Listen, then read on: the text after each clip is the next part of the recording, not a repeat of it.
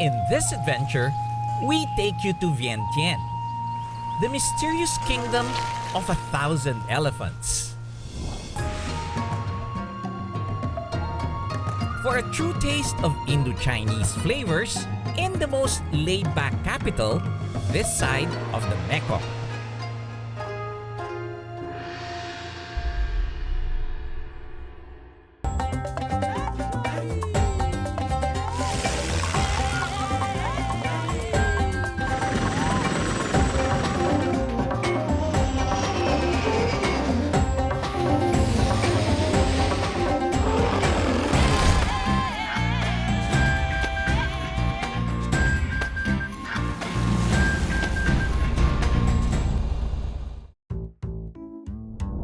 Traveling around Southeast Asia, it's easy to overlook the capital of the landlocked country of Laos.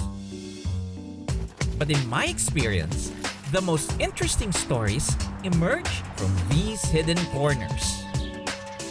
The sleepy little city by the side of the Mekong stirs in the early morning light.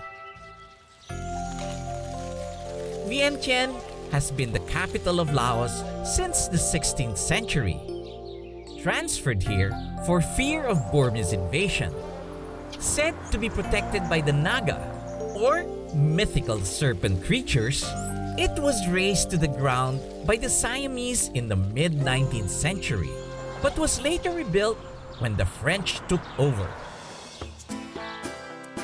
I was welcomed by my good friend Sith, a pilot and founder of Laos' first Aero Club. Driving around, I can already see the mix of traditional and colonial influences that is characteristic of this place. Sith takes me to the heart of the city, where he built a boutique hotel that has a warm, inviting feel of a private home. Also an architect by profession, he has designed many resorts around the region. You have such a nice place. It's very unusual. But what made you decide to build a hotel? Well, actually, it was a plan for my retirement. I wanted to do something for the family. It's family business first. And then it grew up to something bigger. And as an architect, I studied in France. So, of course, I wanted to develop something related to the French architecture. I like the French colonial style, so that was my influence here. But I like the wood too. I think the wood flooring makes everything different compared to everyone else's hotel with tiles and carpet. Is this traditional Lao also? You're having a pillar with the doors. I've noticed 3 of them. Is that traditional? It's more temple related, actually. I see.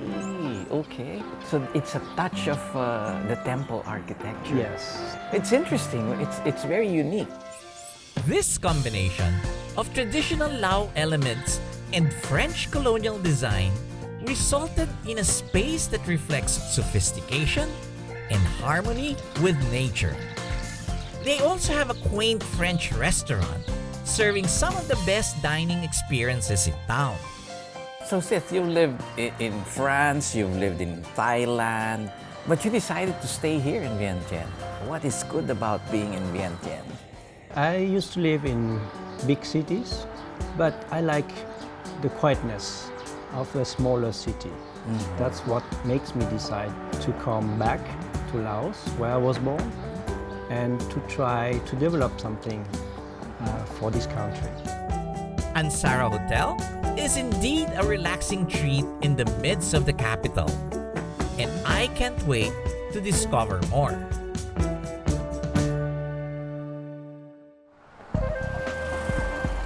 I walked around the busiest parts of town. Unlike most Asian capitals, Vientiane is refreshingly laid back. Feels like you're just in a small town.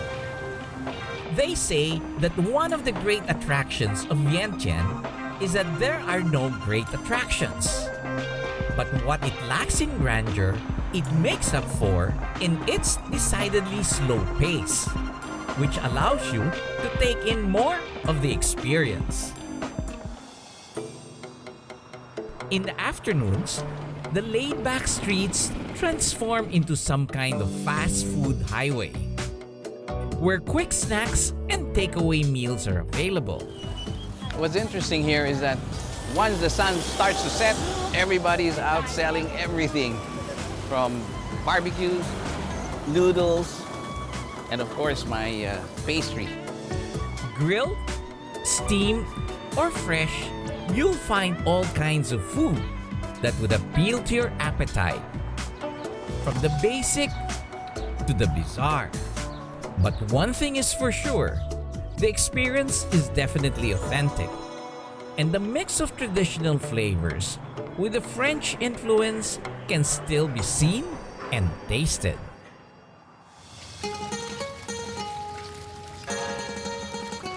Perhaps nothing captures this synthesis of cultures more than the city's most imposing landmark, the Patusai Monument.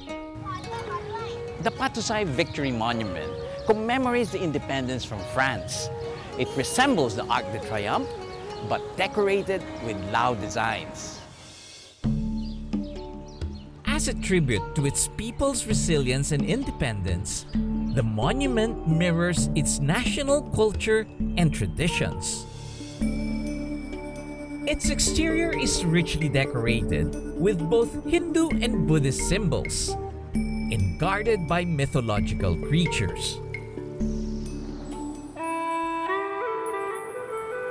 Its top rises up to 5 ornate stupas, where I climbed up and got a magnificent panoramic view of the city below.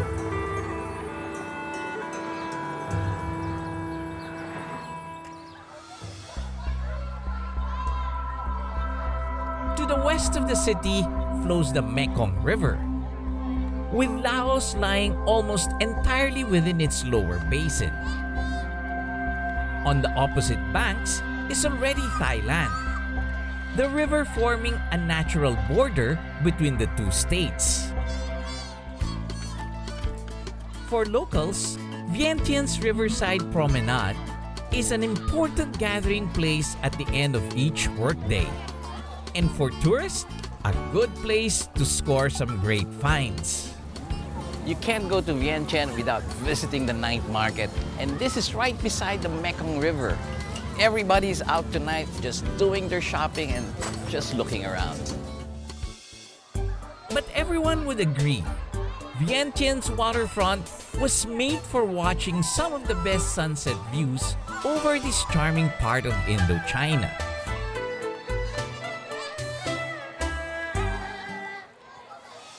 Up next, I continue to dig deeper into Lao Buddhist practices, get lost in a maze of gods and goddesses, and find comfort in its culture of wellness.